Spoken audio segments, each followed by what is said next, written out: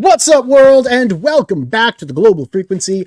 I am your host, Nefarious. It's Monday, which means Freak Girl is not with us, and she won't be until after the winter show. I think she's singing some sort of song about Emmanuel. I'm not sure what's going on. But in her stead, we have with us Ringo Award-nominated writer and founder of Orange Cone Comics, Travis Gibb, here to tell us all about his current comic book crowdfunding campaign, Granite State Punk Coven, now on Kickstarter. Travis, welcome back to the show, my dude.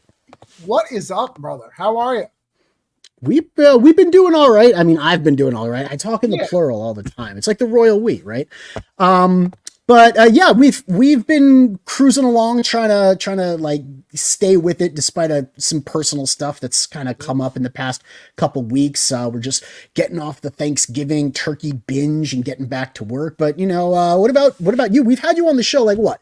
I can't even count how many times now, right? We had you on for Broke Down and Four Dead Bodies, then it was Voodoo Nations and Expired, Cthulhu Invades, and Granite State, and then another Cthulhu Invades.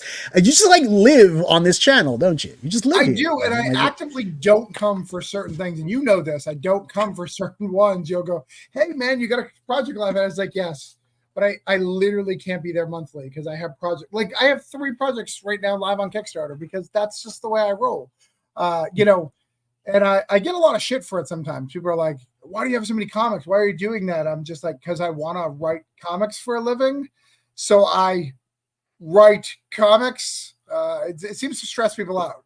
You know, a better question would be, good sir, why aren't you doing that? Why question he who does? Why not question they who don't? You know, like just turn it around on him. Like, why aren't you writing comics, man?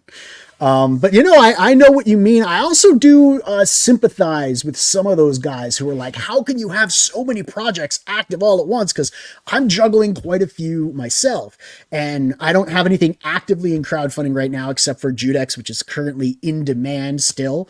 Check that out if you guys want. Y'all know where the link is. But we've been like gearing up for something that's coming in 2024, and I've got like no active presence, you know, in crowdfunding or in promoting for like the first half of next year. So with you being active all the time with all these campaigns, your name is in everybody's mouth. You're staying relevant. You're staying visible. People always see a Travis Gibb campaign that's going, they're like, oh my God, I can't, there's too much of this guy everywhere, but at least they know who you are, right? That's what I'm saying. At least they know you're doing stuff. So, you know, on that note, and you do put out a lot of books, right? You fund a lot of books. You help a lot of creators out funding their projects. You have a show where you have on creators who are crowdfunding, kind of like a roundtable forum, open forum discussion kind of thing.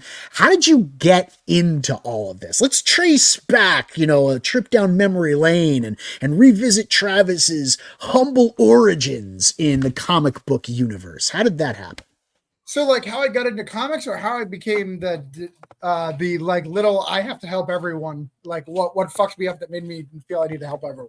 Because those why don't we start at square one? And by square one, I mean government bodies back in 2002. Because very few people know you've been doing this for 22 years now. Well, 22 years. Yes and no.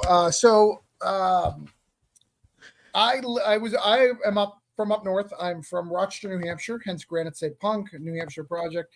And I decided to move to Florida to get a film degree. You know, I was a huge Kevin Smith fan, huge Quentin Tarantino fan. I really wanted to write and produce my own films. So I was like, you know what?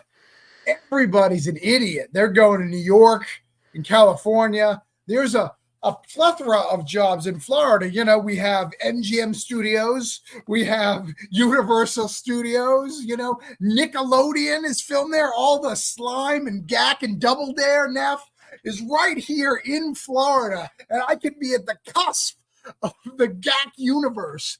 However, when I got here, they're like, "Oh, that shit's gone." Like, it's you can maybe work at Disney and work for the Thanksgiving and Christmas parade, but that's all you got, bro.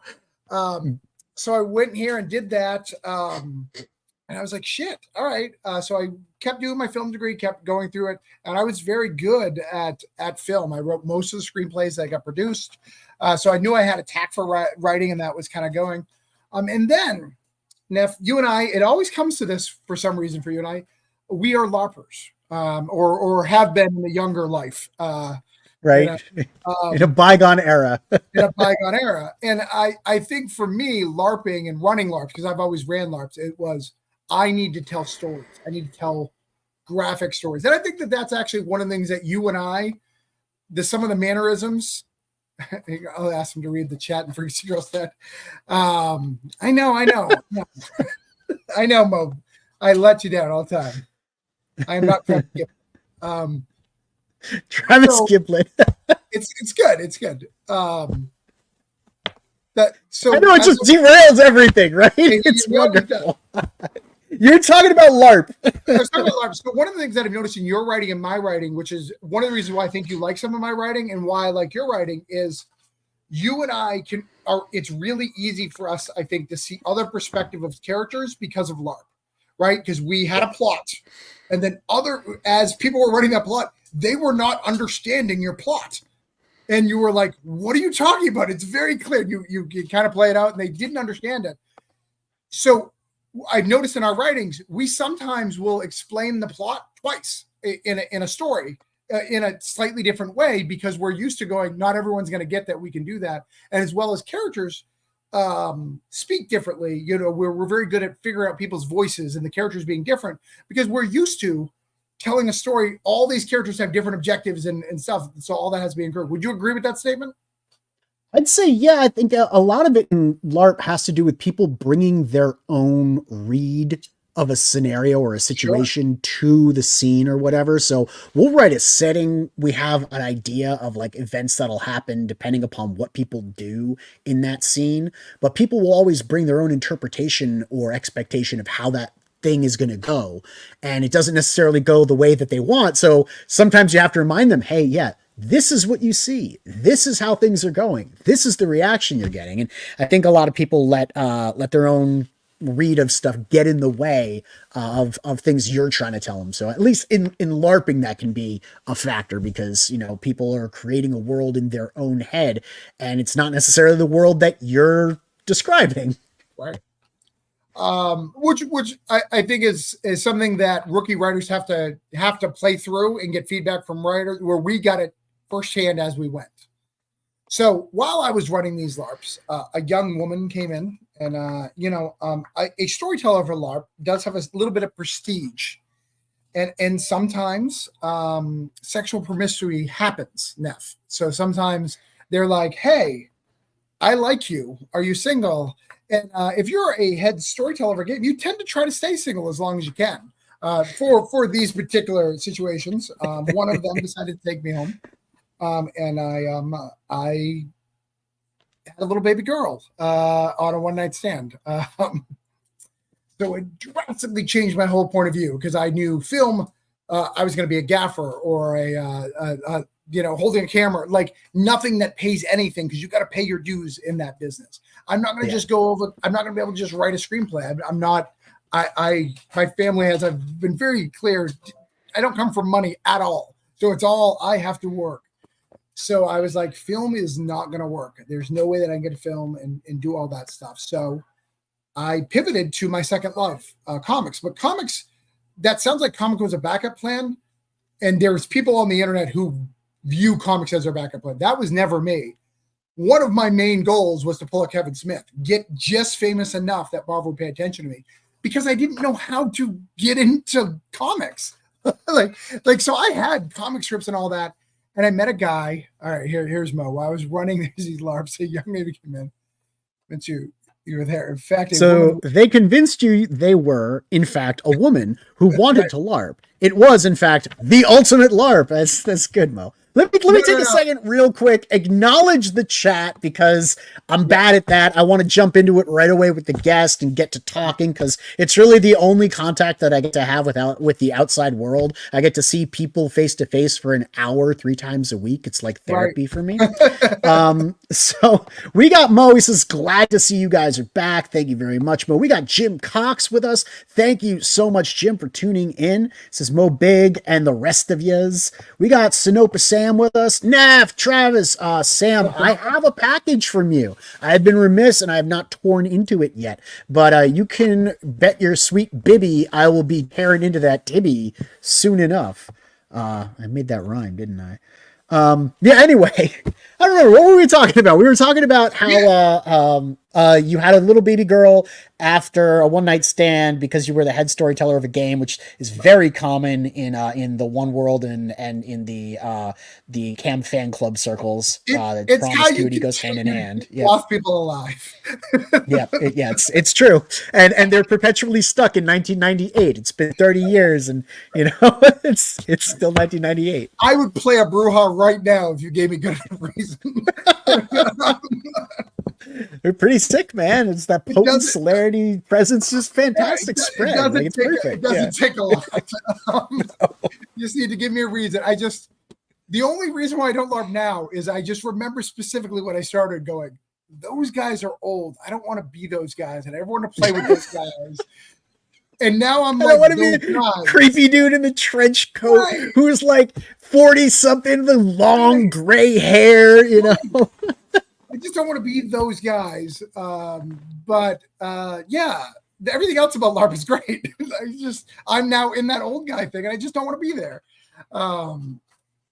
And I, it's bound to happen. Back in my day, we had the bomb and won all tides, but apparently, that's how it would go. Anyway, I remember the coolest thing. We used to think we were so cool because we could do rock, paper, scissors with our eyes closed. And like you would win the chops and everyone would go like, oh, it's ridiculous. It's a bunch of people in a ring around 2 people playing rock, paper, scissors, and people are losing their mind like it's super hot fire when someone like wins a rock, paper, scissors chop. It's incredible. It's like, I don't know what it is, man. It's cultural phenomenon.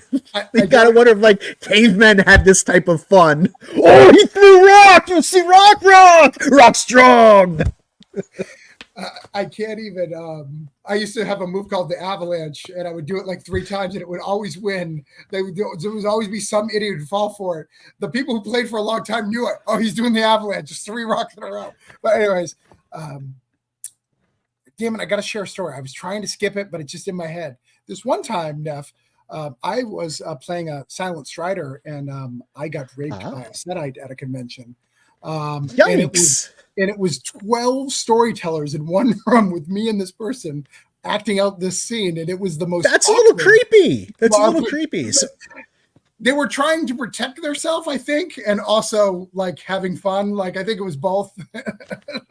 So you had like the Setite chord there, and you had the Silent Strider chord there, because clearly they had to be here to see this thing happen because this is kind of unheard of. Right. Then you had to have your head ST, then you had to have your event ST, then you had to have their ASTs, right? So we're up to 6 right there. Maybe the head chord was there with the sunglasses on, the popcorn, just watching because it's the crossover. So you have to have the person who manages the crossover too. I don't remember. Right, you're right. Yeah, the main event. Yeah, the crossover event.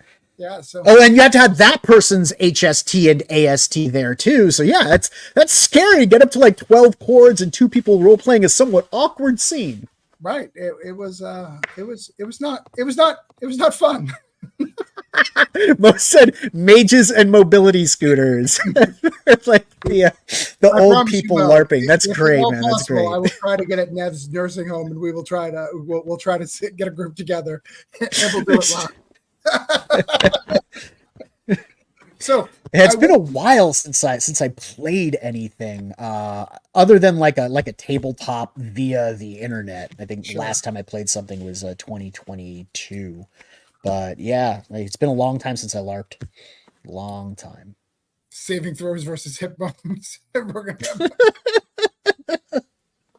So I went to What's up, Agent Zero? Thanks for tuning in. So I went to 2001 for those who are not hip. The world did not end at 2000, so I had to move on. Y2K did not kill me. So I went to MegaCon and I bought every independent comic there, and I picked their brain on how to do it. I started doing it. And as having a baby, it was pretty easy to write, get the scripts, and I could work a lot. But as it became 1 year old and 2, it started moving around.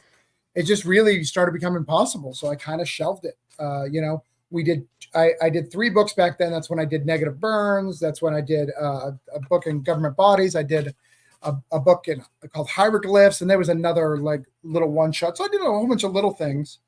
But Broke Down in 4 Dead Bodies, I did 2 chapters of it, and then I had to shelve it because I just couldn't finish it. Because I had this same thing as you. You want to finish these things before you start. And I wanted, I hated when I went to a comic store and issue 1 comes out and then you wait 7 months for issue 2 and this and that. So I didn't want to be that guy. So I wanted to finish all 4 issues and I didn't care what it paid for me. Flash forward. Wait. So you're telling me that before you were like a big time comic creator, you invested in yourself and your brand, and you paid for your art out of pocket for all 4 issues? Wild, huh? Wild. That's like unheard of. And this was like, you know what? All right. It must not have been that bad because this was back in what year was it around then? Here's the worst thing now. 2022. I paid the exact same page rate that I paid in 2022 because comics are bullshit, and I apologize to anybody part of it. I was gonna say because with inflation, $10 back then would be like $150 now because we're old and all that. And sadly, because comics have the worst growth, it's the same. Rule of 5 and Denny's is still closed. Man, he knows. Arrogant Ape knows about the Denny's. That's a little bit dangerous. I don't know. Some of these people, they keep their identities concealed on the internet behind their avatars and everything. But every once in a while, a little bit of it slips and shows you they know really what it is. It happens with Mo Biggs all the time, where Mo Biggs will reference a ska song or a Broadway theater thing with Freak Girl, and it's how do you know that? Who are you? So yeah, referencing the Denny's, Ape, I see you, Ape, I see you. And then, let's be honest, you got to live in a town where it has 2 Denny's, so you don't go to the bad Denny's because you just have 1 Denny's. That is the bad Denny's, and you don't want to be there. Travis, Mo says he had to lay off his personal beard fluffer to pay for the art. So since we can't do art ourselves, there are things we do have to learn to do ourselves. We have to learn to edit, we have to learn to check our own letters, and I guess fluffing your beard, would be a task that you have to take on your own shoulders because you can't pay for everything. And Alan you can't Moore do does everything, not get that beard by himself. I mean, that's work. True. Neither. I mean, he became a wizard because it became so unmanageable. I'm pretty sure that's fact. That's how it went down. What's up, Sumo? Thank you so much for tuning in. Yeah, he knows everything. Mo Biggs is the internet. So you mentioned something and he already knows. We got Miranda with us. What is up, Miranda? Thank you so much for stopping by. Glad to have you. Sumo is just saying hi to everybody. I'm trying to keep up with the chat here and also have a good time. So yeah, but you paid for all of your stuff out of pocket. How did you think you were going to make that money back? I mean, like you said, you have a baby, right? Responsibilities. You're working all the time for your money. You're putting money into 4 comic books worth of art. What's your plan to make that money back? How's it work? The plan was conventions because we didn't have this little thing called Kickstarter. So it was literally hitting the convention circuit and going through that. And then I realized, one of the reasons why my daughter became more important is you're not a good. I never wanted to be a bad father. Being a good father was more important than anything. It still is. If comics interfere with me being a dad, I'll give up comics. I just will. I think it's important to do that. That's a belief in my heart. So I just started going to these cons. I went to C2E2 and, a couple of these Wizards World, like Boston, because that's when they started doing those things. And I just realized it was going to be too much and too much money. And I mean, that's still how comics are made today. If you talk to anybody who's leveled up, who's got the Marvel and DC, not one of them, most of them have a convention experience of some sort. Like if they were in comics, it's not that they had some hit comic, it's they hung out with the right people, got the right thing in the right hand, and they made those friendships and connections. Hang out with the right people. And when you say the right people, you don't mean people with like political views that align with yours or like cultural takes on certain phenomenons that are align with you. You mean like people in a professional capacity who are poised to help you level up as a creative, and to level up your skill as a writer. You mean like professionally hanging out with the right people, right? Not just like hanging out with people that share your opinions. Correct. In fact, you experienced this twice. You experienced it once when we went to the Ringer Awards. We hung out. Bendis showed up, and we hung out with some of the biggest names in comics, and then some of the biggest names in crowdfunding. You probably did something right. Right? It's like, I really like him. I can see that. But yeah, the crew that we started hanging out with early on, and like in indie comics, it was a real eclectic mix of people. And it was great to have so many people of different personalities, different backgrounds, different opinions and perspectives on things. It's sort of a rich tapestry of this idea that comics, is for everybody. I'm looking at everybody who's out there. It's only when you kind of get pigeonholed into one particular place that you get stuck and you don't get a chance to grow. And going outside of that place that you're stuck and learning what's in the market, that will help you grow and become more than where you're at because you're hanging around with like the right people. I keep making like veiled allusions here, but the idea is you believed in yourself. You spent a bunch of money, put it into your comic book, right? Without any real plan to make it back other than a belief in yourself that you could do these conventions, sell enough books that you would break even and develop a fan base of people who were reading your books that would catapult you into, I guess making more books and being able to afford that. But really what it was is meeting the people that took you or helped take you on the journey that brought you to the point of like making Orange Cone Comics a success. And I think, don't get me wrong, I could be wrong, but I really think that started, like your momentum really started with Cthulhu Invades because of all the talent you surrounded yourself with to make that book. That was really an accomplishment with all of the people that you brought together around you. You said, hey, come on, guys, let's make this really cool book. And it was a smash, right? And you've done 2 more since then. So how do you cultivate that network of people? How do you develop those relationships with people out there that you don't know, that may not be hospitable to you, that may not share your opinions? Maybe people need to like get some advice. How would you do that?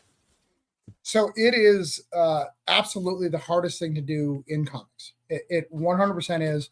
I'm very good at networking because that's what I do for a living. On my web design side, I do a lot of networking, but people don't always tell their objectives. They always don't say what you are, and you're always guilty by association. Those are 2 things. Like Tyler Carpenter said some crazy things on the internet, which in my opinion weren't even that crazy, got himself canceled, got himself pulled off a book that I was part of. But that didn't affect my relationship with Tyler because Tyler and I were good and he was doing his own thing. But that can happen to anybody. I've had people who I've made deals with who I thought we were all on the same page because we wanted to build this thing together. Then it comes out, no, they wanted a paycheck. They saw what I've raised here, made some assumptions. And even though they were good on one end, they're not good later down the pipe. Those things happen. Those bad relationships happen. The positive is don't let those situations define who you are. Because I've seen many people who've been in similar situations and they use that catalyst, those negative things to build war machines, right? They build groups of people who all hate the same thing and they start these little groups. And then you're just yelling at everyone about how you're right because of this, and this, or that, and that, when it's way more complicated than that. If it wasn't complicated, we wouldn't fight. Even crowdfunding would just be one thing. It wouldn't matter what platform you are. You would just back it. But some people won't back Zoop because of this. Or they won't back Fund My Comics because of the contract. Or they won't back Indiegogo because too many of this cat are there. Or they won't do Kickstarter because Kickstarter canceled their friend in 1967. Whatever the case may be, it's all these things. But it's finding those people who are, the first thing you got to do is find people who are more talented than you. And acknowledge that they're more talented than you. Or if they're not more talented than you, that they have a skill that you need. Does that make sense? Yeah. But how do you get them to feel like you're not just riding their coattails because they have a skill that you need, or connections that you want access to, or a network of people around them that you hope to use to catapult yourself into a more successful position to make your career? How do you have it, feel authentic for the people out there who aren't authentic? And I think it's okay to even be not authentic in the beginning, but at some point you have to be authentic, right? You have to actually mean it. You have to actually try to get these skills and try to tell her. I think you're trying to show how many I backed. I just want to show people, look, he's created 23 Kickstarters, guys, and he's backed over 1,000. And so if anyone has like a knowledgeable, I guess like a history with crowdfunding and with comic books, I'd say it's probably, Travis is up there in the top 10. Definitely. Look at all the stuff, right? Look at all the stuff that he's done. You've got different genres, different everything. Yeah. Right. You've got a whole long look, 872 backers, right? And that was Wonderland, right? That wasn't even Oz. Where's Oz? Here's Oz. No, Oz is lower, so Wonderland's the biggest. Oh, okay. And we go all the way back. We go back to Broke Down, early Broke Down, where you were first just sort of getting started in crowdfunding. This is way back when. But if we look at like where you're at now, right? This is the current one. This is the new one. Coven. Right. Which is crazy that it's not funded. This is one of our biggest series, but again, I'm learning as I go. I'm actually gonna ask you about that later on the line. I mean, I'm pretty sure we're gonna go long today because we always do. And honestly, if we kept it to an hour and I got off the stream, I would just be sitting there staring at the garage door until Freak Girl comes home. So keep me company, right? Yeah, we'll talk about like the kind of the pH level in crowdfunding right now. Sure. Yeah, not just the status quo, but like if you want to jump into it now, we can. Looking at crowdfunding, a lot of people have expressed a opinion or have data to back up their observations, or like me, have been tracking trending campaigns and examining funding goals and examining the backer kit and kick track and all this other stuff of different campaigns across the last 2 years, and noticed a general downswing in funding, albeit with some outliers, those of course having to do more with the background of the creator and the popularity of the creator than the general sentiment of some unknown dude or lesser known dude or dudette using a crowdfunding site to kind of like jumpstart their project. Is it your opinion that we're seeing lower financial totals and gains? Are people lowering their totals in order to compete with each other in a downturn market? How much do you think that the economy is playing a factor in all of this? Is interest in crowdfunding waning? Weigh in on where we're at right now with crowdfunding. So I think we have a few things happening. We cannot ignore the economy. Look at any campaign, you'll see that digitals are really, really high. In fact, Travis is watching here for these toxic business situations. It's crazy doing that because that just makes you want to ask so many questions. Which one didn't you like? Crowdfunding is dead. It's absolutely not. In fact, that's the biggest problem with crowdfunding right now. It's actually bigger than it's ever been. Last month, it was 300 something things on the platform in October. That's huge. It's normally 250. That's 50 something more. And a lot of it is a not safe for content, the sexy books. And I'm not judging that content. But I do believe that those are easier put together quickly with covers and stuff and a couple of pages versus a full-fledged idea comic book. It's a little easier to show a couple of girls, that are because you want the girl part of that book to be the bigger part, so they get more page space. Because you want to see more of the things that you want to see if you're buying those books. Yeah, the things, the two big things, right? The two big things, maybe three, maybe the two big things, and then that one extra piece in the back. Yeah, right. Following on the heels of things. So hold on a second. I just want to do this real quick. Let's see here. Frontier. I can't spell tier. There it is. Okay. So this is a guy that won the Bond Designé 4 days to go, $124,000, 2,000 backers. Crazy. I don't think crowdfunding's dead by a long shot. I think crowdfunding demands a higher quality of work now for you to be successful, or like you said, the play to a certain audience that seems to always have disposable income to spend on tits. And there are a lot of those people. There are a lot of people that subscribe to OnlyFans. They have disposable income to spend on tits. But if you're looking at comic books, you're going to need stuff like this, right? You're going to need people who win the Coup de Coeur award at the Bande Dessinée Festival, people who have experience and history making this stuff, right? So that's what I mean when Eric says crowdfunding is dead. Maybe it's dead for people that don't have the best stuff. I don't know. But I'm seeing a lot of the higher quality stuff still pulling numbers. What I'm talking about is we're seeing lower totals for more amateur work. Yeah. And this is going to come off as mean because I love these guys. I do. And I think crowdfunding should never be gatekept. I think people should always be in it, but I think you're going to see more and more of those 1,000 to 3,500 campaigns, those dollar amounts. Those ones are going to start failing a little bit more frequently because there's not a much. It's that crowdfunding standard, a crowdfunding book for $25, right? It is. It's $25, except it's 200 pages and it's 8.5 by 12-inch oversized.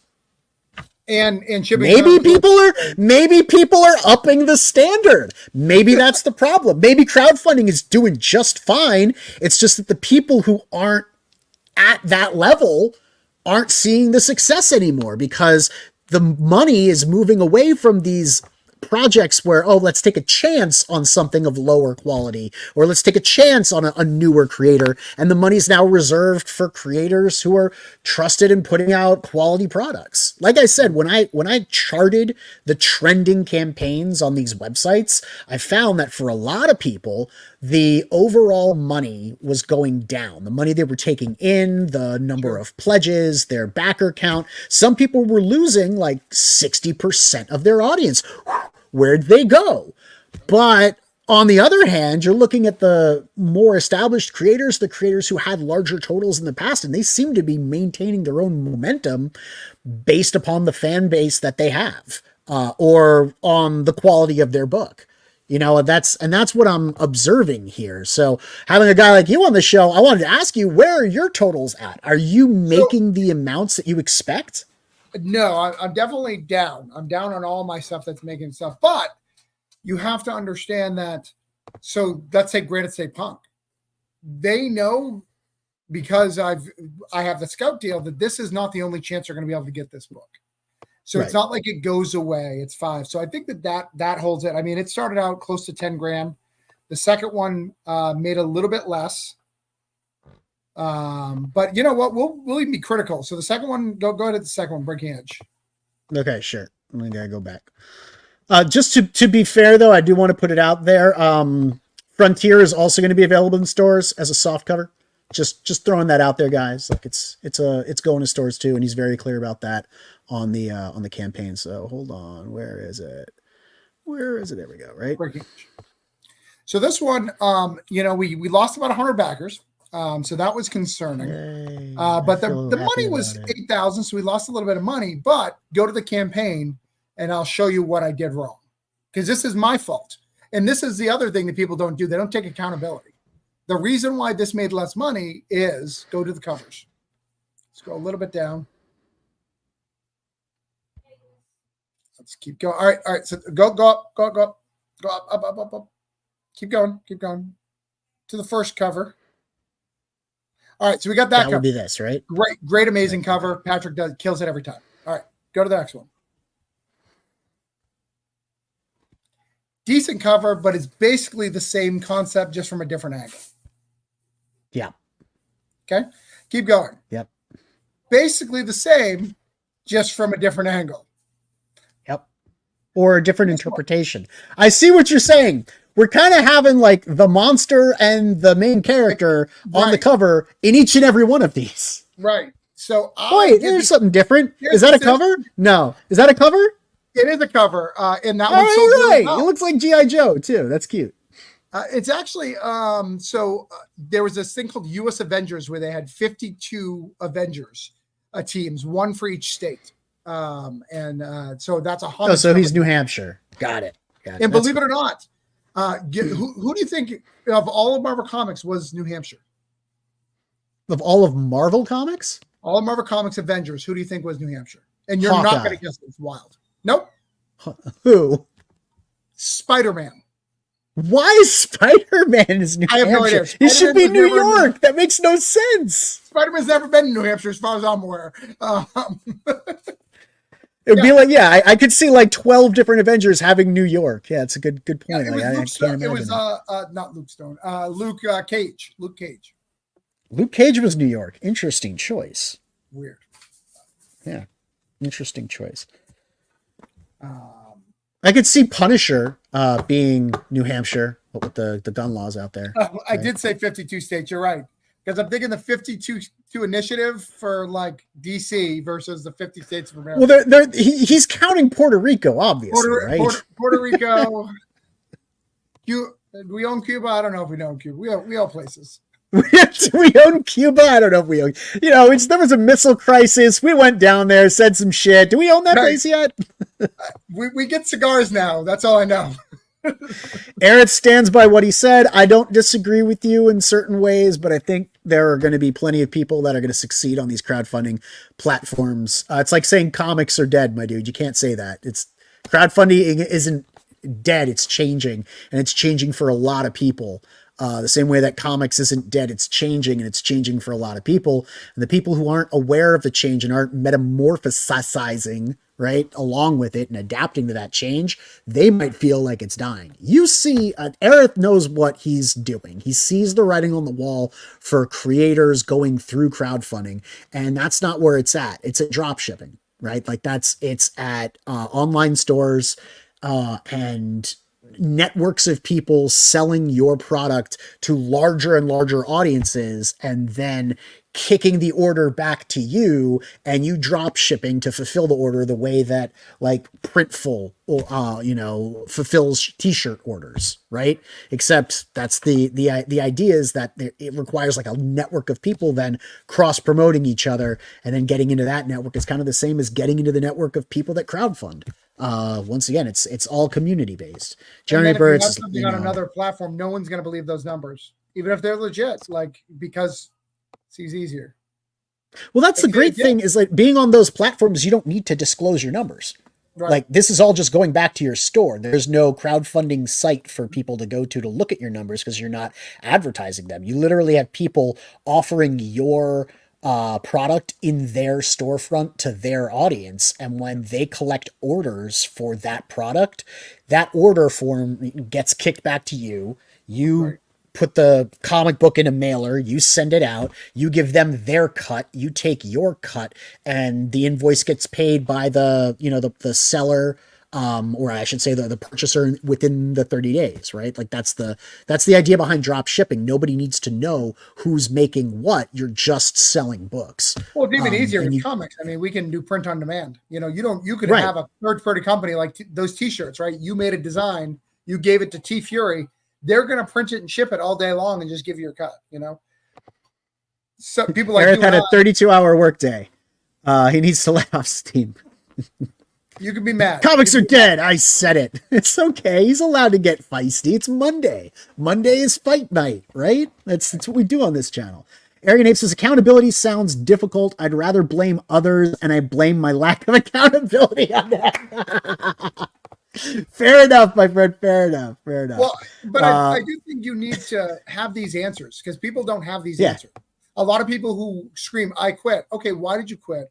Did you change everything? Have you been doing the same way? And I'm guilty of it myself. I realize that I'm trying to get the same audience the same way that I know how. I need to find a new way to get different audiences.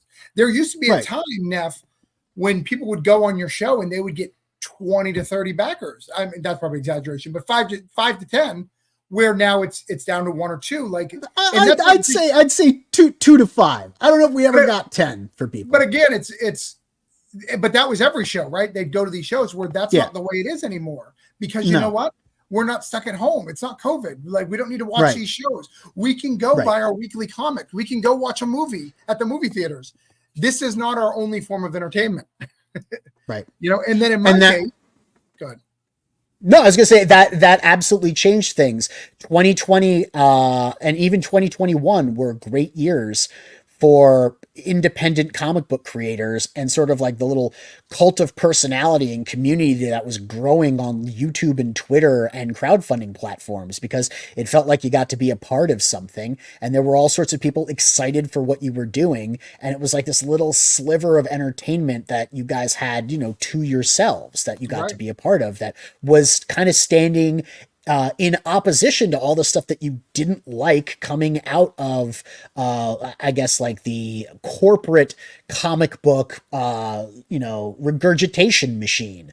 And I don't begrudge people the desire to have independent comic books that they can support with stories that they like, because there's a lot of stuff that comes out of that sort of corporate mainstream pop culture machine that I'm not particularly enthused about, and I'd rather spend my money on other stuff. I'd rather talk about other stuff. I'd rather talk with people about stuff like Granite State Punk than talk about, you know, some of the stuff Disney or Marvel or DC or who have you are doing, because it's not interesting to me. And I do want something interesting. But like you said, we're not stuck at home anymore. We can go out, we can explore things, we can socialize. And so there's a whole bright, wide world of stuff out there for us to sample again. And I'm seeing, like you said, a lot of creators are dropping off too. Tell me about that. Like, what's your experience so far with some of the people you see kind of abandoning the scene? So I don't see it in my feed as much as I know it's happening. Does that make sense? Not a lot of my core people who are doing it, but I am aware. You're seeing it all. You're seeing people on Twitter being like, "Fuck this, I'm done." Right. And I think it's a lot of things. I think that comics are hard. And I think that the algorithms, if you're a Kickstarter creator, or even let's even go as far as say Indiegogo creator, those algorithms at one time helped you to get more backers and get more exposure. Where I don't think that that's the way it is anymore, because there's so many people on the platform. There's so many people creating and adding things to this platform that's not possible anymore.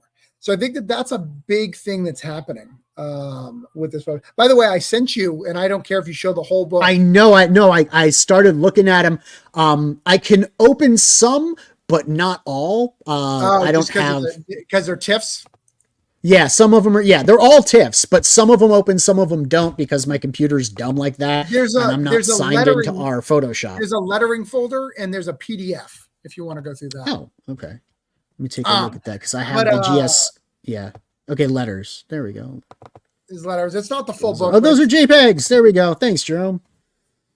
Jerome's the shiznit. Oh, dude, that's got your notes and everything too. Your lettering notes. Oh man, I kind of want to show that. Can I show that real quick? Sure. Is that okay? I'm going to do it, whether you want me to or not, because this is something really cool that I think people would enjoy, because it's like people should do. A little bit of insight here, real quick. Look. So Travis is looking at the the lettering, right, that Jerome is doing. And Heather is saying, hey, can we move this down, add a location caption that says, Rochester, New Hampshire, in this caption too. I spent 4 years in this prison, right? That's right? That's what it they says. They can't see it yet. So.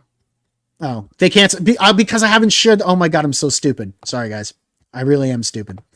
This is why I need Freak Girl. So this is each of the notes that are on this page because they use this program the right way. They use the Google Docs the right way, right? Heather is able to examine each of the lettering, things that are being done here and provide her notes on it. And that's exactly what someone who's proofreading and editing a book should be doing. And you can see all of these notes here. I think that's dope. And how you've got this for every single page, I'm sure. Every single page, Heather will go through every single, and then she does this even on the Cthulhu's, the big giant Cthulhu's, and she will go through it every time, every panel, and make notes, because sometimes what'll happen is balloons get moved or whatever, layers get changed. So every time they got to go through it. So this is an easy one because it's only a 28-page comic, but when you talk about some of the bigger ones, right. And it's even little things says, like, what I appreciate about JPEGs is that no one insists on pronouncing them in a retarded way. Like, see, I've always said GIFs, but I know some people say GIFs. Yeah. And personally, I know there is a brand of peanut butter called Jif, right, and it's spelled a certain way. So I've always associated Jif with the peanut butter. So the spelling makes sense. So if you see a G, I want it to be a hard G sound, GIF, but that's just me. Anime GIFs are the best, Mo.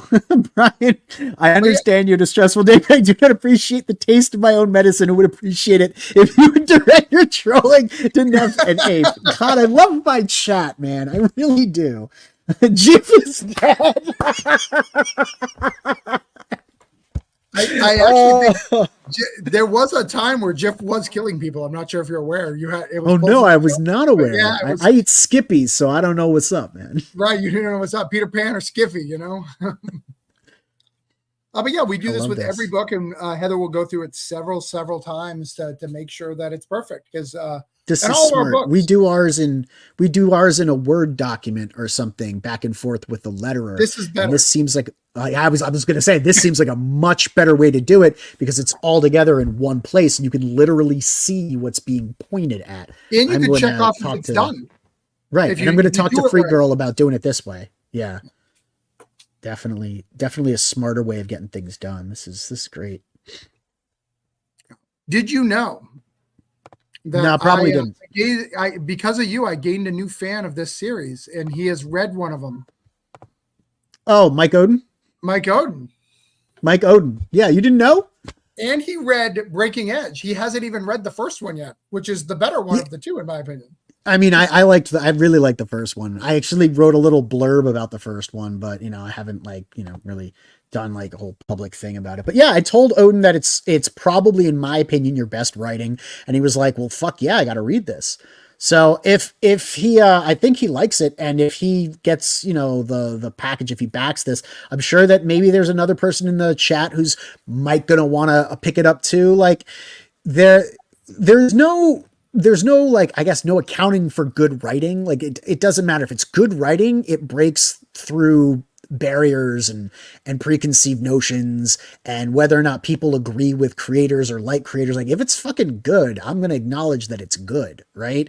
At least I know the people that I hang out with will generally be like, yeah, you can't talk trash about this if it's good. Talk trash about the person if you want to, but like the work is the work, right? And I was impressed when I read Granite State. Not like I would say I talk trash about you, if I did. No, but you've let me know where you felt like this book is not your cup of tea, or you don't think I think it's okay. Choosy mom, choose single mother. I think it's okay to go. He really is letting off steam. We got Arvid. What's in the chat? What's up, Arvid? We got Arvid in the chat. Thanks so much for tuning in. So do floozy moms. Oh, that was good. Yeah, floozy moms choose single motherhood, not choosy moms. Well done. But I think it's okay when someone does like a big body of work of mine to have favorites, or to say that I think this is of a different caliber. This is more personal. This is, this more speaks to me, because I don't write the same thing. Not my books are not the same. You don't. No, and And your art looks different every time. I think I described this as the art looks like what an unfiltered Lucky Strike tastes like. if like that, the art looks the way an unfiltered Lucky Strike tastes. It's just punk. It's scratchy. It's, but the details and expressiveness is still very much there. Like, you can see it's very rough with all sorts of textures on the sides representing the trees, and I think it's very interesting compared to something which is a lot smoother, like Broke Down. And if you look at Cthulhu, I mean, there's dozens of art styles in there, which I think is a really exciting thing to have in your collection too, because of all of the people that are in that book, and one of them is me. So, right. Oh shit. Exactly. This deer feels how you feel. Deer in the headlights. Is he going to wreck the car against the deer, though? That's the question. Oh, look at that. Smash. Crash. That's and great. Nev, I got to tell you, and I'm not kidding. I'm not blowing smoke. This is better than the first one. This is okay. Best. Well, I mean, you don't got to sell me. I'm already picking it up. Selling people in the chat, that I understand. I think so. The second one, I didn't make any mistakes, but I really wanted to share like how messed up the Goody Cole like thing was. Like, I really wanted people to understand, like, they really did this woman wrong, and I pushed that narrative very, very far. And I think that was interesting. Let me check my chat again real quick because I'm jumping back and forth. I learned a trick in my 20s. Strippers and hookers get more excited about coke than cash. I mean, it's a good life lesson, I guess. Well, it's a lot more convenient because they get the coke immediately. Arvid says, I went to college in New Hampshire, Travis. Live, freeze, live, freeze, and die. Not live, free, or die. Yeah, well, if you have any love for New Hampshire, you will love this book. I mock every part of New Hampshire profusely. Why don't you give us the pitch real quick? Because the way that I write about it, I said, let's see here. It's set in New England where a rock formation on the side of Cannon Mountain called the Great Stone Face used to be, although it collapsed in 2003. It was an important cultural landmark for the Abenaki and a symbol of the Mohawk people, who wrote many legends about it, including the story of Niz Kizos. It's appeared on postage stamps, but how is the Old Man of the Mountain the subject of the book? Yeah, so in this universe, there is Zeke. Zeke is a punk rock kid. He's always been punk rock. He's always wanted to break away from the establishment, but his establishment is not the normal establishment. His establishment is a coven of witches that fled to New Hampshire from the Salem during the Salem witch trials. They created the Old Man in the Mountain. The Old Man in the Mountain is a big face that is on the landmarks of everything in New Hampshire. It's a big deal up there, and he now has done so much drugs, so much horrible things to himself, messed up his mind, that he doesn't think right. So he breaks the fourth wall sometimes. He talks directly to the audience. He does all sorts of things, all trying to escape becoming his destiny of being a very powerful witch. There are a series of one-shots. You do not need any of the one-shots to read the other one. Normally it's commentary about the state, and then it's some sort of monster that they face in every issue. The first one we find out the origins of the Old Man in the Mountain. The second one we fight the legends of Goody Cole, who is the first witch ever put on trial. This one we take a stab at New Hampshire being the only one of the 50 states that doesn't have a seatbelt law. You do not have to wear a seatbelt in New Hampshire. It's ridiculous, and bad things happen. Is that why he went flying through the windshield with the deer? So you really are, really digging into New Hampshire because it's where you come from, right? Yeah, and I'm also mocking it tremendously. So it's I'm sorry, I have to. Aaron says he's more punk rock than Vaughn. He has misfit gloves. So he's talking about Von Klaus. Is your character more punk rock than Vaughn? That's a good question. Yes. Okay. He is. And look at this, right? He's waking up in a hospital like that. What's more punk rock than this? Flying through the windshield of a car, getting smashed up, and passing out in the snow. Right. That's pretty well. Punk Crow rock talked about there. it. So he has a neck tattoo. On one side it's live, and one side it's die, and with cut marks across it, basically saying that they mean the same thing. It's the same thing to him. Arvid says New Hampshire for life. Nice. Neff, you missed my tasteful Sophie's Choice joke. I did, Mo. I did. I'm sorry. I have to scroll And up Neff and was find there. it. I am the next big thing in New Hampshire under Ninja Turtles. I mean, I'm No, not sure for that's real. He is. He is. We were at the convention where Travis was set up. It was Granite State Comic-Con.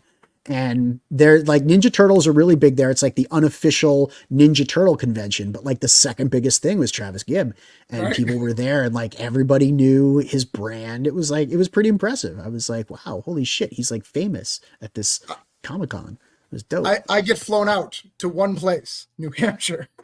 Hey, look, you got a backer. I appreciate it. You'll love it, man. Like if you like punk rock, if you guys are into indie movies, a movie called SLC Punk, very similar to that, very similar kind of feel and vibe, but adding a lot of the comic book elements, you know? Yeah, I was going to say, that's another thing that I say in my little write-up. It feels like a cross between Chuck Palahniuk and James Maradino's, SLC Punk. So like Chuck Palahniuk is Fight Club, Invisible Monsters, Choke, those books. I really love his writing style. And occasionally the characters will kind of like break that fourth wall and address the audience. And usually I hate when people do that, but there are certain characters that can get away with it, like Deadpool, right?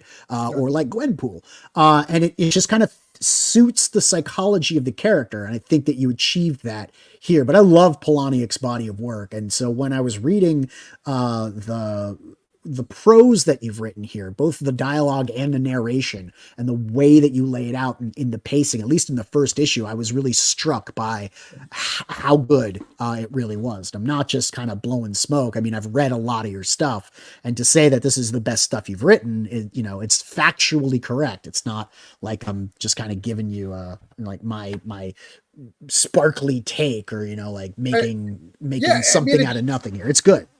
It's just very personal to me, and I think it's me showing one of the things that I think it was you pointed out one of them in the first issue. There's a point where I'm ranting. I'm having my guy get pros and ranting, and Zeke stops and he goes, "Oh, I lost you for a minute, didn't I?" And he talks about how we lose people and stuff like that. So many people have come up to me and said, "Dude, you were losing me at that point, and you snapped me back in." I was like, "Yes." And that was the first time, Neff, that I really knew I was a good comic writer, because when I knew where my fans were going to start stumbling, I wrote it in the script to get them back to where it needs to be. And good writers do that, right? Good writers will have that like, oh my God, Nightwing's going to be hit by a car. And you turn the next day, it's literally just a guy who's going to accidentally hit him. It has nothing to do with the plot. He just knew he was losing you, and he needs to tell you more about the plot to move forward. Like these things happen in regular comic books. If you need to explain a lot of that. Arvid said he was more into hardcore in his college years. Memories of trudging through the snow and listening to Snapcase and Gorilla Biscuits. That's kind of his experience of New Hampshire. Dude, I saw what you backed. You can go to your local comic store, just so you know, and buy Granite State Punk 1 and 2 Breaking Edge. Right now. Crass said Punk is dead in 1978. Aerith is just really obsessed with things that are dead today. He's feeling it. It's a Monday. That's because Punk owed them a living.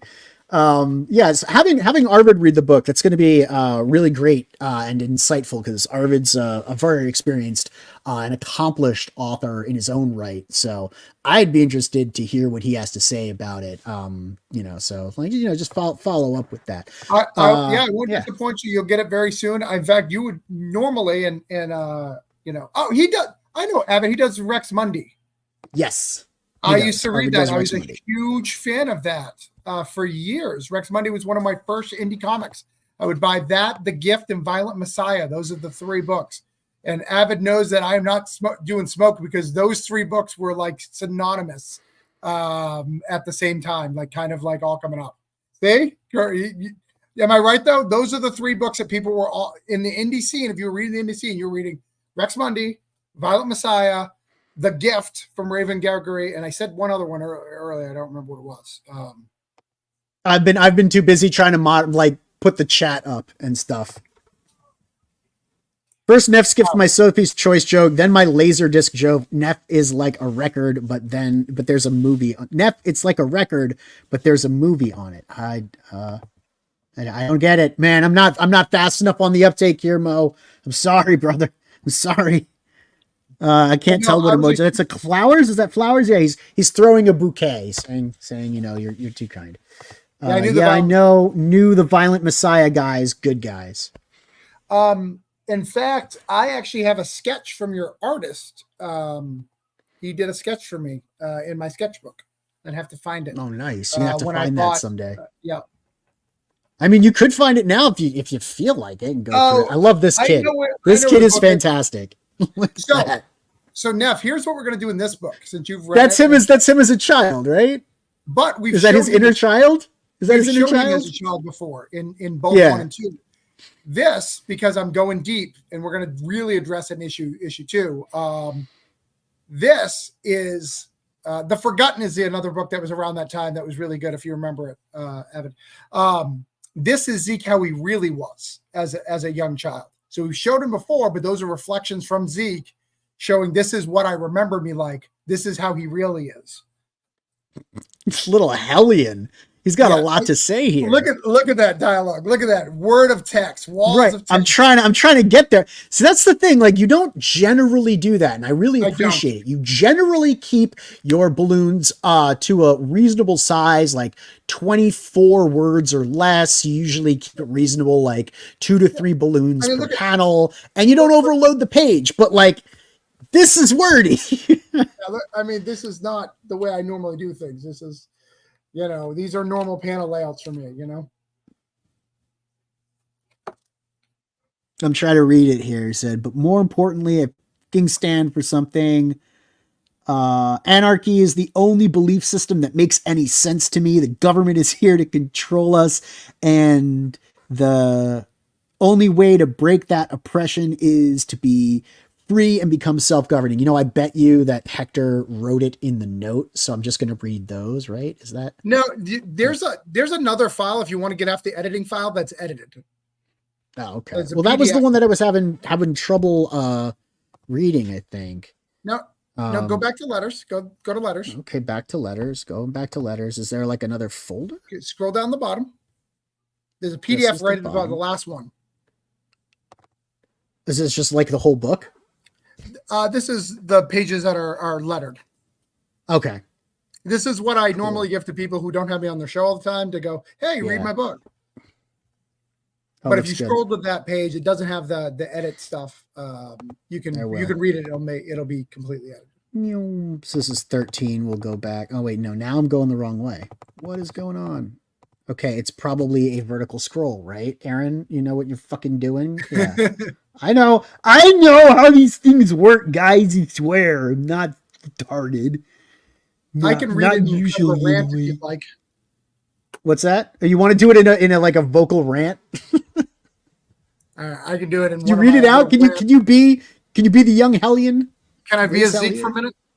Yeah. All right, hold on. Let me bring it up on my page so I can read it. Okay. Because I don't want to read it from yours. All right. Here is a retelling of Zeke.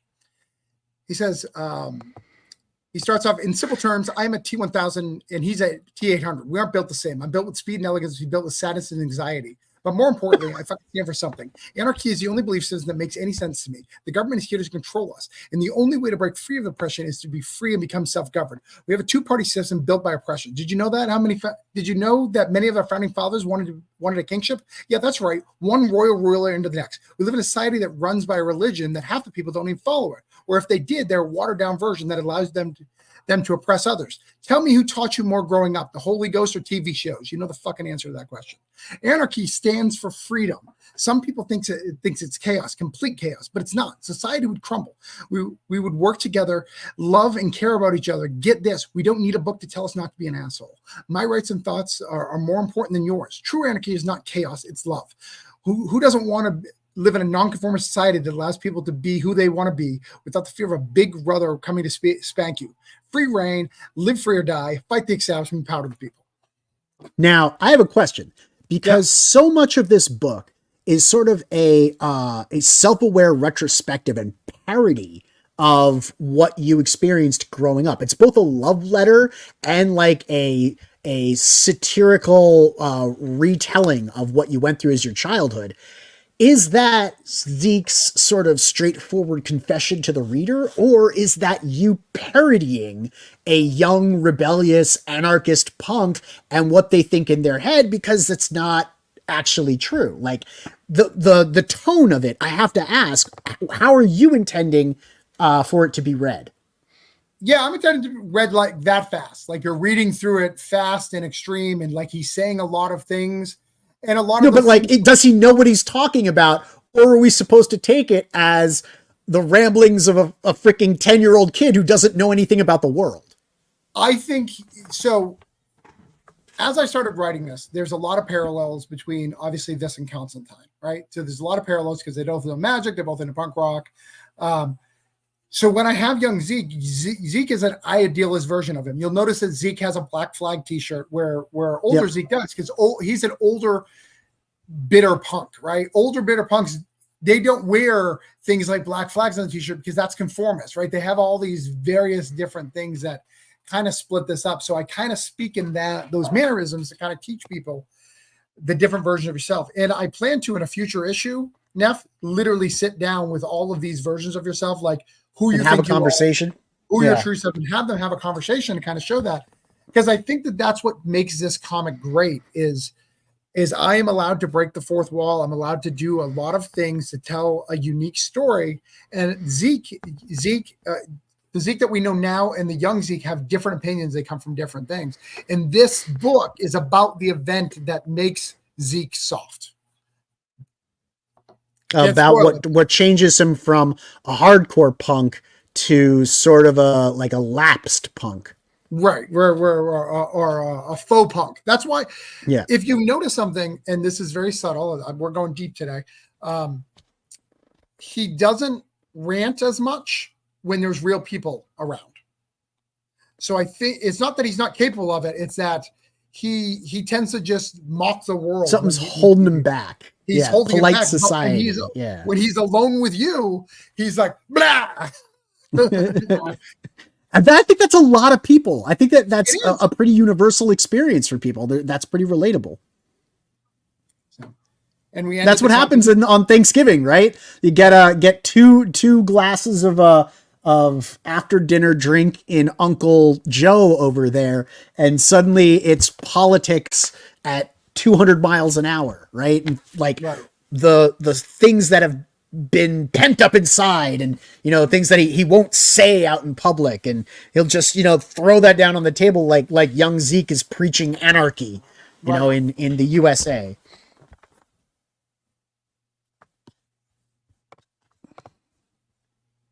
What do we got here? That's some great gutter punk. I think it's pretty punk rock to have a Black Flag T-shirt. Maybe more punk rock than Misfit gloves. I don't know. I'm not punk enough to make that judgment call. I think Black Flag is the best one to do for a comic book. I think Rancid's really good. I think like a lot of them are good, but I think the 4 lines really represent something. If you know it, you know it. If you don't, you don't. Versus like some of the more complicated punk rock logos, Yeah. Would you consider NoFX punk, or are they too commercial? Yeah, NoFX is punk. Yeah, absolutely. I did it again. This looks cool, man. Dude, it is so amazing. I love like the walking away from the explosion. I love the color. I love the characters, the way that they're posed with the definite personality and attitude. I love Levi's like hands in his pockets, just kind of that posture, with the cuffed pants that are way too long. I love the shit kicker boots. I love the Converse, the high top Converse, like so much of the little details in all of this, and these like really rebellious hellion children that's visible here. It's very nostalgic for me in a way. And I'm sure that people who did grow up with punk will probably kind of, I guess, resonate with the comic in that regard, because, we're not as punk rock as we used to be. Things did change for us. And this is kind of like a callback to that rebellious spirit that like dwelled within. And I think it's very appropriate. It's very fitting for it to be set in New Hampshire, the live free or die state. I think you really kind of found a way to merge the two things, you know, your own personal history, the state that you come from, your experience with punk rock, and of course magic, the supernatural and the occult, which is kind of in the lore in the background of New Hampshire. Yeah, I absolutely appreciate that. And what I think about this is I think going back to what we were talking about earlier, if we're going to make it in this crowdfunding station, you have to bring something new to the table. Even though you and I had big fights about, thank you that you agree with me. Even though you and I had fights about the bigger size of Mavericks. Yeah. You weren't wrong. You weren't wrong. Yeah, you weren't wrong. At the end of the day, we need, if you want to be taken seriously and go to the next level, you have to bring something new to the platform. And I say that to everyone. If you are building a superhero book, cool that it looks like Spawn and you want to bring back Spawn. Well, we have Spawn. Like, give us something new. Like bring us, if you're doing a Superman type character, does he have to have a look like Superman? Like, why does he have to look like Superman? Like, just to show that he's Superman. Why do all the American superheroes have to have things? Why do all the horror books tend to be kind of look the same? Like, we need to break some of this mold, and the things that break the mold are gonna get you that notice. And I will take the Pepsi challenge with anybody. There is not a book like Granite State Punk on the shelf. It's written differently. It's a different feel than every comic book. You may not like that feel, but I think you will, because you're like, wow, that's something different. That's why I tell it in one shots. When you get a Granite State Punk book, it's what I would normally do as a 4-issue miniseries put into one book. That's what I do. And not only do I put the whole plot of a 4-issue miniseries into a one book, I decide to add social commentary and breaking the fourth wall just for funds to make it as difficult as possible. These books are very complicated to write, but they're awesome. Like, I love this book. I want more of these type of books in the shelf. This is what I felt when I read, Last House on the Lake, being a more recent example. Arvid says, get off the plantation, get into the woods, go where the wolves are, live wild. Hey, it's Scout Wilkie. Hey, What's up, Scout Wilkie? Good to see you, man. It's been a while. Glad to have you with us. Thank you for tuning in. I don't disagree. I think people would care for each other in their immediate vicinity, in their community, in an anarchist state. My concern would be the roving bands of people that don't give two shits about human life and want to take everything other people have.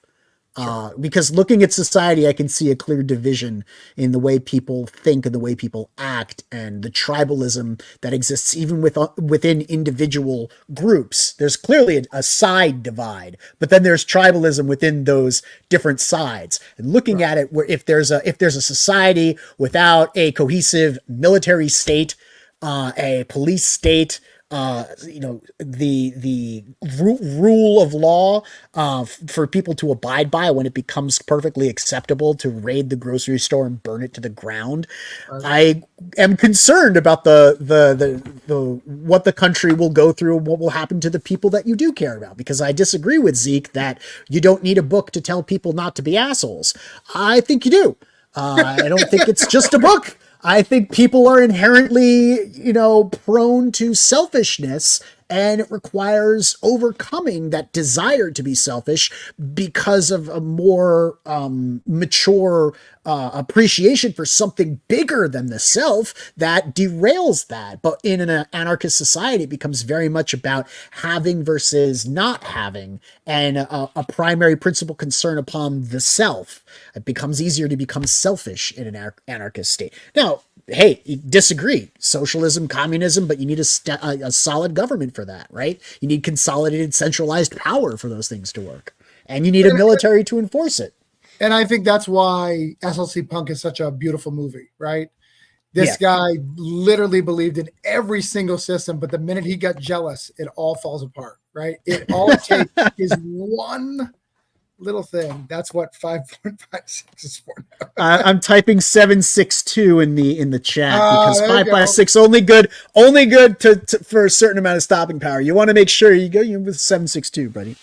You can manage. You know, it's not that bad. You know, that's what made me fall in love with that movie, is just you can believe all these things, but people are still people, right? Like you can make all these rules and think you're so above all these rules. But where are you at? One of the things that used to be I don't know if you remember this. Remember when the Iraq War, you know, I remember being in high school and like being scared that I'm going to have to sign up for the draft, thinking that a draft would come, because we thought that. And then same thing at 9/11, when people thought that there was a draft coming. And I remember like no one like going, well, why are we only sending the men at that point, right? That whole rule changed, right? Those things changed because things change, and there is social norms. I do think we need to go above them and explore every aspect of human nature, of who someone wants to be, or identity and all that stuff. But this book is about identity and about finding yourself, you know, and that's one of the things I couldn't do in New Hampshire. And this is kind of, you know, me self-involving and putting myself back in and trying to figure out the different versions of me and trying to figure out what made me be me and why I'm not punk rock, you know, why I'm not who I wanted to be. I can tell you why. It's because you were the head storyteller of a LARP, and suddenly after a one night stand, you had a daughter. Yeah. All right. You ready? Granite State Punk 4 is about Nazi punk, because you've got to address Nazi punks if you're doing a punk. You do. You have to address skinheads. Absolutely. Yeah, then we're going to do Pilgrim. To finish off for the trade, we've got to address pilgrims, because you can't do anything in New England without addressing pilgrims. You just it's fair. And I've ignored them. But people love Klaus. They love Gert in the books. They loved him in everyone who's read this preview. So I am going to do Granite State Goth, and he is going to be a former storyteller of LARPs. Oh no, it's a little too self-aware, man. It's gonna be but what's gonna be fun about that book, I think, is I can't write it. I have to keep Zeke special, so I can't write it like a Granite State Punk. So how do I get the same feel of this universe that I've created with a goth guy, you know, who's super right, you know, that's who used to LARP, you know, it's gonna be fun. I'm looking. So that is the plan, guys, for the next 4 books. Just so you're aware.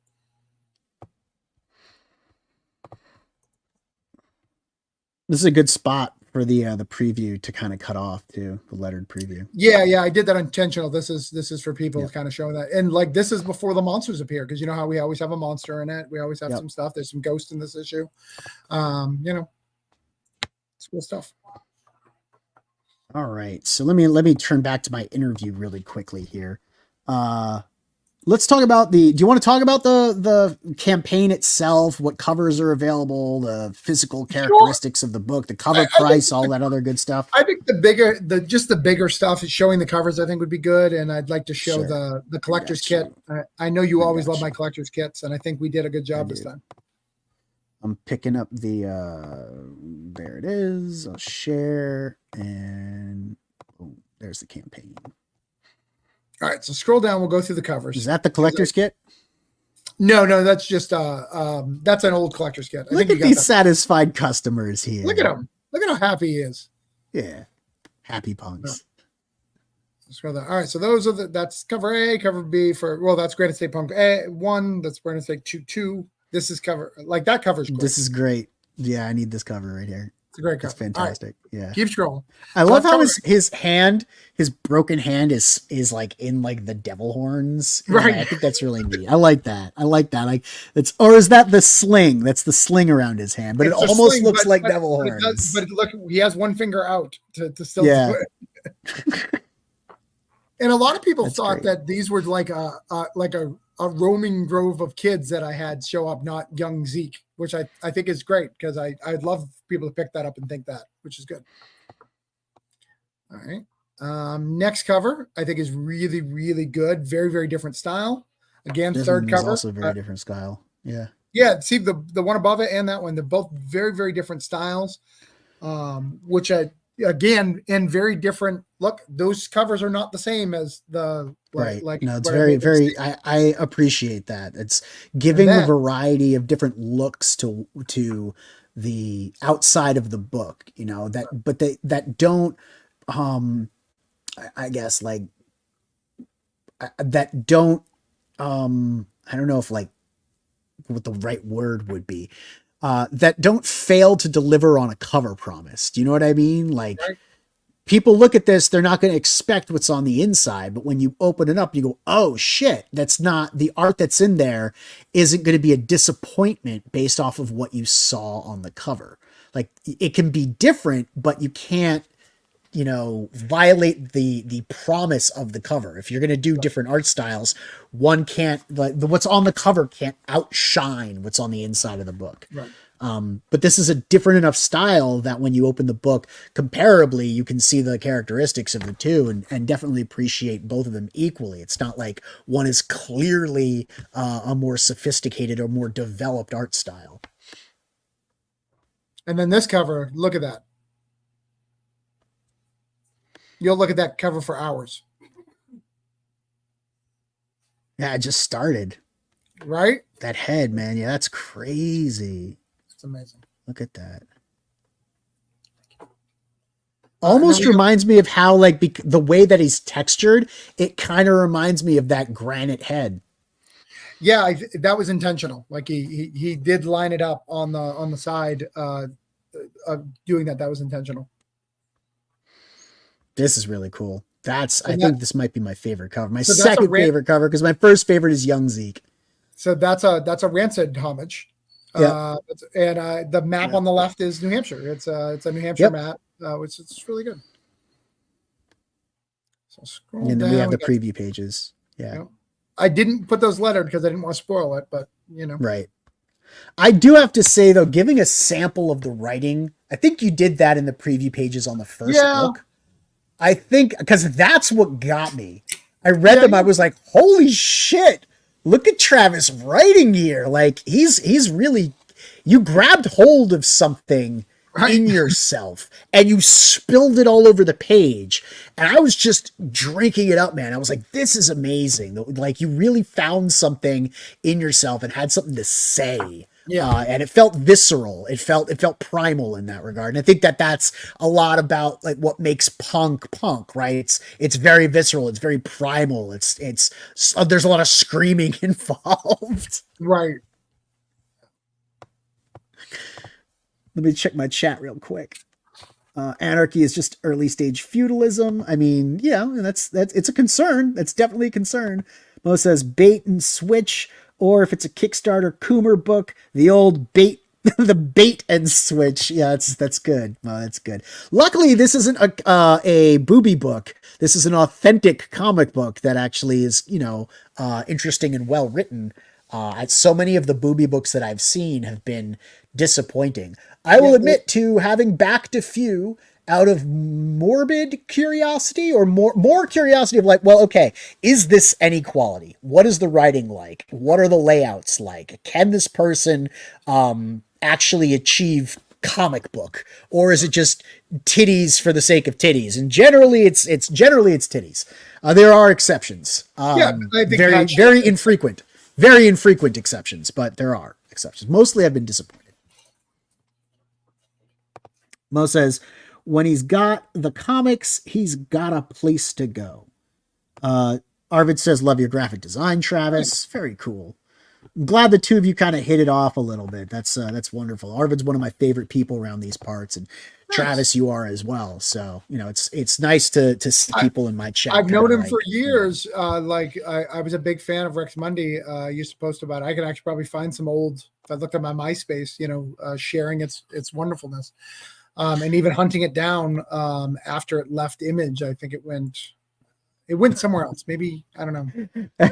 Mo says, I'm canceling my Kickstarter smut book, Granite State Junk, in the trunk out of respect for Travis's artistic integrity. I don't know, man. Like there's the first book had like, you know, a big old bone golem in it, right? Like a big old golem with a big old booty. So, you know, there was some junk in the trunk in issue 1. You could make that claim. I guess. There's nudities in the first issue. Remember, there's a scene. Yeah. I do a scene. Yeah, but that's not. It's not like that's nudity as part of continuity, right? That's not nudity for the sake of nudity. Like my character is naked. That's her personality. You mean I did it for plot reasons instead of just doing that? Yeah, yeah. That's the joke, though, right? Like I read these books for the plot, right? Yeah. Nobody expected nudity in Granite State, right? Like that's the point. You didn't advertise it as a booby book, and it wasn't really a booby book because the main character doesn't have boobies. I mean, okay, maybe he gets boobies, but like whatever. I'm like losing it here because we've been going for an hour and a half. Arvid says, "Yikes! I've got to go to bed." I agree. We're getting to the point where we should probably think about wrapping. Well, hold on, scroll down. I need to show you the collector's kit. Okay. Oh yeah, right. Gotta get it. And I don't have like my big list like I normally have. Like, so it'll be easy. Keep going. Oh, by the way, there's some scroll right there. That's the collector's kit. So you get 5 covers, then we get the medals, the black and white. But instead of me coloring this time, Neff, I'm gonna you can make your own cover with stickers. You have a sticker set. Yeah, I see it. And that's cool because we have so many damn friggin' covers because of the Scout release and the I have 30 covers that for Granite State Punk, so I made a cover book. As well a book of covers. as well as the normal metal. So does your variant cover book, your book of variant covers have a variant cover version? I honestly thought about it for the Substack. We're going to be doing a art book also on the next Mavericks Origins campaign featuring all of the different prints and yeah you do. Once you have enough all the promotional material, all of the art prints, all of the covers, all the stuff that's been associated with the IP with the books in the past, you gotta collect that for people who may have missed them in the past. But yeah, we went big on that. So we went big on the collector's kit. I think it's the best collector's kit we've had. That's this right here, right? Yeah. And it's super affordable too. It's $160 for all those covers. Yeah, that is. You got 1, 2, 3, 4, 5, 6 with 2 metal covers and the sticker. Well, with one virgin metal, one metal and one sketch cover, and then a book that's only available in this is the covers. Right. That's very neat. I like the sticker set. Of course, with me, I'm never going to use the stickers on the sticker set. I'm going to leave them on the page because why would I sully it? Like, I want to keep it all, pristine and all the stickers are on the sticker page. I need 2, one to keep and one to like peel off and use the stickers. All right. I'll send you 2 stickers. Yeah. Okay, cool. I appreciate it. All right. Later, Arvid. Hit that like button, me hearties. Can't wait for Granite State Punk, Travis. Yeah, neither can I. I'm really excited for the book. So the collector's kit is where it's at, ladies and gents. It's $160 for the 5 covers, the virgin metal cover, this black and white sketch cover, and the 30-page cover art book plus the sticker set. Where are you imagining this goes? You've got how many days left? 8 days ago. So you got over a week. You'll hit it. Yeah, no problem. You're only 500 away. We're 500. We'll probably hit it the next couple of days. Like I said, it's a little slower, but the positive is that I've seen it is I've had I've had only one bad pledge, and that was not that was because that person was not a real backer. And it is what it is. I think we'll end at 6 or 7. I think we'll raise another 1,000 or so. We'll probably end at 6 or 7, and that'll be okay in the current market. I'd like it to be a 10K book, but it is what it is. It's also Christmas. People save them for Christmas. True. Totally get it. Yeah, our campaign for Judex didn't do quite what I was imagining it would. I had 15, 16 on the brain, and we did not hit that, which is that's the grim reality of where we're at in crowdfunding. Being in the situation we were in, having to advertise the book ourselves wasn't ideal, but I don't really think that hurt us as much as just the market being, in a depressed state, if you want to call it that. And I don't know if next year is going to be that much better. honestly, next summer I think is going to be possibly even worse, running up to the election in the fall. I don't think a lot of people are going to have room in their budget for comic books. There are going to be a lot more pressing concerns on their mind, like who takes the White House, like it fucking matters. Well, and and like from both points of view, it's the most dire election ever, right? Well, it's the future of our democracy, Travis. Right. Yeah. If you're a Democrat, you're like, we're literally putting a criminal who's on all these charges and things. If you are on the right and you're voting for Trump, I know there's people who aren't voting for Trump, but you're voting for Trump, you're like, everyone's lying to you, trying to hold this guy from power. We need to keep him in power to show that we are the people, and we like it's the most important election of our time. I mean, I can't even tell what the motivations are anymore. I know people want to vote not Trump because they don't want Trump in office, so they'll vote for whoever isn't Trump. And I know people who will vote for Trump just because he's Trump. I actually know someone who wants to vote for Trump because he thinks it's funny. This is why I'm saying, like, it fucking matters. You put one person in the White House, everybody shits on that person for one reason or another. Doesn't matter who's there. You're going to have half the country up in arms, or the other half of the country up in arms. Right. And there is no hope out of this infinite downward spiral, this inevitability spiral, if you will, right, of people dividing over key issues. Like, I don't want to get like political, but I've never seen so many people in New York City smashing the windows of Jewish delis because they support Palestine. That doesn't make any fucking sense to me. But we're in a day and age where it's okay for that tribalism to exist because you're on the right side of history. Right. Are you? I'm like, how? Well, I don't understand anymore. So I live in the woods, like Arvid said. Get off the grid, go feral, get yourself a rifle, hunker down, eat the canned tuna fish. I mean, but let's be honest. You talk to any foreign person who looks at America from the outside, they don't see the difference between the red and blue at all.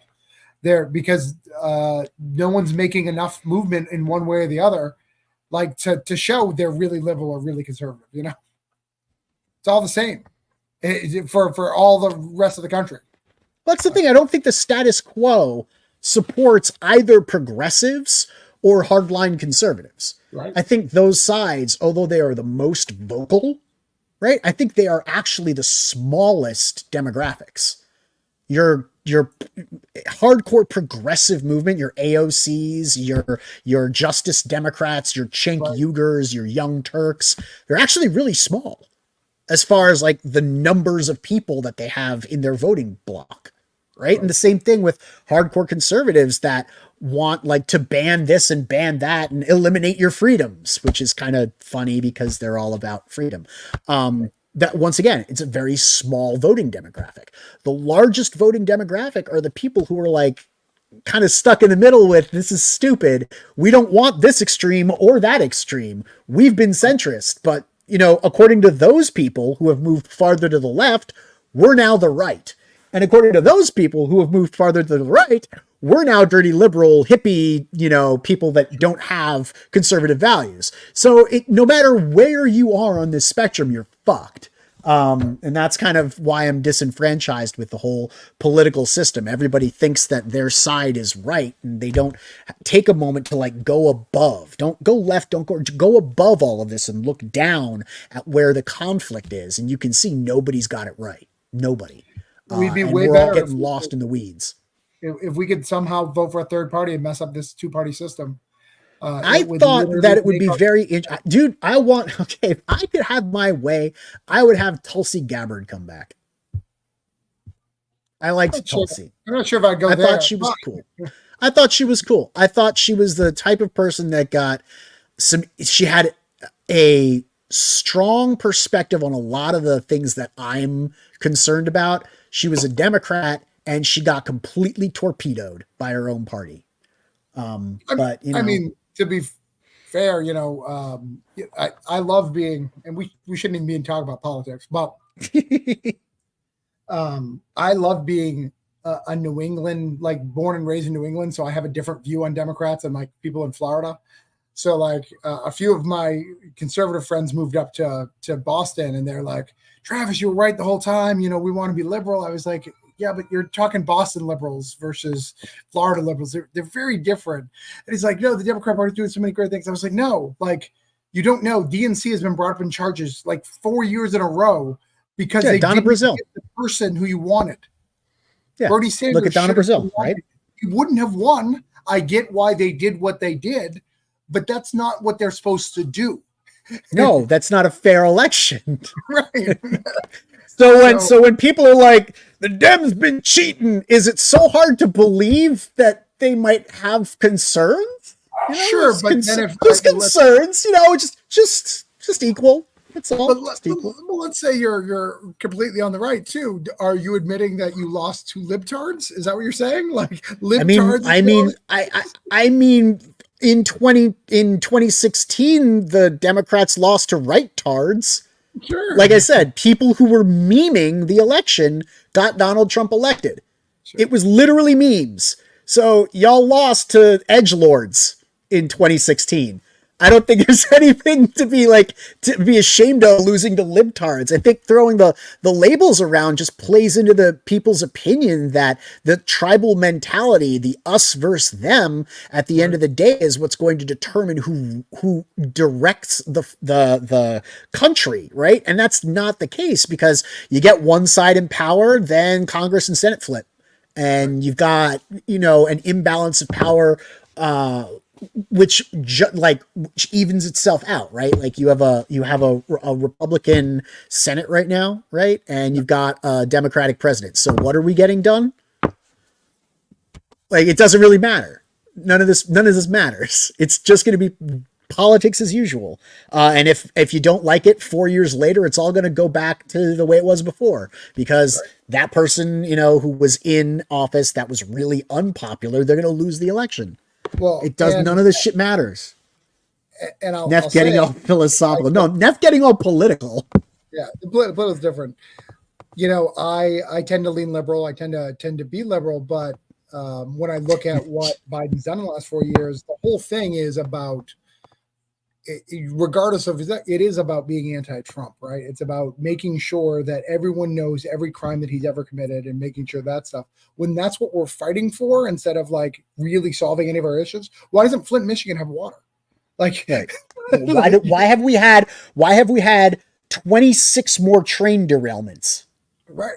Sure. Why don't we have infrastructure? Why are we having sulfur dioxide spilled all over Ohio? Because there was a train derailment last week, and they were moving dangerous chemicals that mix together because, you know, the Secretary of Transportation isn't doing anything. Why are we having the problems that we are in the country? Because we're not paying attention to what we're supposed to be paying attention to. Like you said, we're out there trying to, well, I say we, the primary parties in the mainstream media are out there trying to cast suspicion and derision and get people to be against one candidate or another, and they're profiting because of polarization. And don't we realize it's pay to play media? You know, we don't have the fairness in or equality in reporting act that we used to, right? Sides are, it's now paid. The news is paid. You make money doing the news, right? It's not like a public service. But I agree with you. Like the Democrats are very much focused on anti-Trump, because they don't want to get, you know, don't want to see Trump in office. And I think if there were people less concerned about Trump being in office, you might see less people running around with big banners thumbing their nose in those people's faces, because that's what pisses them off. Like, you have to remember, both sides are openly antagonistic of each other. Right? Like that's the order of the day. The more people are like, Trump, the more you get people with Ford F-150s revving their engines, producing more carbon dioxide, and with their giant Trump in America flags driving around just to kind of take a piss at everybody. And then you see more people, talking heads on the news, talking about how evil Trump is and how racist his supporters are. And it just feeds itself. It's like a snake eating its own tail. Yup. And that's why this book's about anarchy, which is a different form of government that I encourage you all to check out. And yeah, rolling pole, exactly. That's what it's called. Yeah, when they gun the engine and all the exhaust. I like that face of whoever this person is. I'd like that. Rick Saylor, or Jay Ryan. Yeah, Jay Ryan wrote that. Yeah, drew that. I like that face. Yeah, we got Jay Ryan and Rick Saylor up in the chat with us. Glad to have you both. Mobig says, actually, there's a Democratic Senate and a Republican House. I don't fucking pay attention. Trump won because he was going up against Hillary. And so, yeah, I guess, he meant one with a W, guys. He meant one with a W. All right. But he's right. When it happened, we just found out that Bernie didn't get the shot because the DNC cheated. Yeah, they did. They cheated. They shut him out. They didn't want him going up against Trump because they were afraid he wouldn't win. But y'all picked Hillary? Really? Y'all picked Hillary? Right. Man, I called that election 2 years out, guys. Right. Oh. And I was like, no, that's not going to work. Trump was going to bully everybody in the Republican Party. There's 26 candidates. He's going to get the nom. They're going to run Hillary. Trump is going to take a big steaming shit on the debate stage in front of her, and the people are going to laugh and vote for him. That's what's going to happen. I was surprised. I was as surprised as everybody, and also simultaneously not surprised at the results of the 2020 election. Looking at the 2020 election, I was like, well, I guess polls are wrong, right? We saw it in 2016. Polls are wrong. But this next election, I just don't care. I don't care anymore. Who the president is doesn't matter to me. It's not going to make a difference. You're not going to see there is only so much the president can do with executive power, especially because whenever they use executive power, one side or the media gets up in arms. Oh my God, they think they're a despot and they could just make laws. They don't pass laws, they pass motions. Whatever, guys, whatever. All right. I think that's going to be it. We're going to support anarchy. We're going to buy this book, Granite State Punk, y'all. Yeah, help me fund. It's we're right at the funding mark. I think got a week left. That's a good sign. We're only $500 away. We'll be closer, I'm sure, soon as the days tick down. I'm sure you'll fund, but get in on this while you can. Also, there's a $4 digital option, right? I was remiss in I scrolled past that. I was like, holy shit, look at that. There is a $4 digital version. So if you just want to pick up the digital, it's going to cost you only $4, which a lot of people don't price their digitals that low. And it's nice to see. Yeah, it's 11 for all three. And again, you're getting the orange cone version. So you're getting the non-Scout versions, which are different than the ones that you get from Scout. Not drastically different, but they are different. Jay Ryan says, I did that. I did. That's my art. Thank you. I like it. It gives Amy Racecar Stray Bullets vibe, but a modern version. See? Yeah, it's very cool. Jay Ryan's put out some really cool art. I think I've let him know how much I appreciate his submission to fan art contests and stuff like that. We've got some very talented artists kind of hanging out in the wings. Who need to be showing more of their stuff online and give me his contact information. Let's see if we can get a cover. Let's see if we can do a cover, right? Let's get him on a cover. Let's get awesome. We'll do that. We'll do that. All right, no problem. I got you. So that's going to be it for us tonight, guys. Thank you so much for tuning in. It's always a pleasure to hang out with all of you. Thank you so much, Travis, for coming on the show, showing us this really cool book that I'm super excited to back and get in the mail. All good things coming out of Orange Cone. If you like the content, please give us a thumbs up and subscribe.